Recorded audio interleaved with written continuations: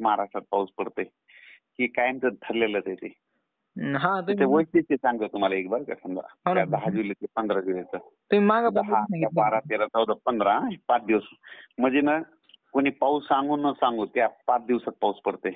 पडतो म्हणजे पडतो समजा ते तिथं फिक्स ते कारण सांगतो तुम्हाला. दरवर्षी पंढरपूरची यात्रा कधी असते माहिती आहे का?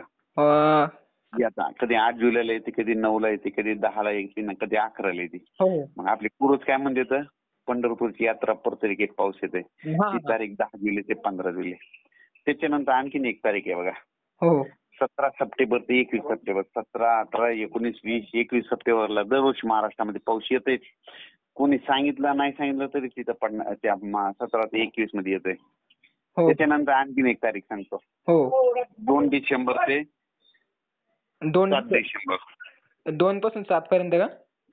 हो 2 ते 7 डिसेंबरला दरवर्षी महाराष्ट्रामध्ये जरा विजेच्या कडकडाचा पाऊस पडतोय. आणखीन एक तुम्हाला एक तारीख सांगतो. हो सांगा. दरवर्षी हॅलो हॅलो दरवर्षी 22 फेब्रुवारी ते 10 मार्च महाराष्ट्रामध्ये गारपीट होते. पण काय होतं दरवर्षी कधी कधी भाग बदलत राहते.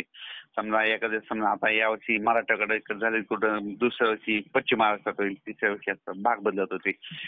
22 फेब्रुवारी ते 10 मार्च दरवर्षीचा गारपीट ठरलेलंच आहे. हो त्या टायमात पाऊस येते हे ठरलेलंच आहे. गारपीट होती आणि गारपीट नेमकी कुठं होती तुम्हाला एक सांगतो. हो याच्या 15 वर्ष गेले मला अभ्यास करायला गारपीट. हा समजा एखादी नदी असेल, बघा ऑब्झर्व करा, सगळ्यांना निरीक्षण करा. हो एखादी नदी असेल, त्या नदीच्या बाजूला इकडून 1 किलोमीटर आणि इकडून 1 किलोमीटर त्या एरियात गारपीट होती. तिथे काय रे एखादा डोंगर असेल तर डोंगरावर गारपीट होती, काय जमिनीवर गारपीट होणार नाही. डोंगरापासून 1 किलोमीटर अंतराने काही जमीन असली तिथं होणार नाही.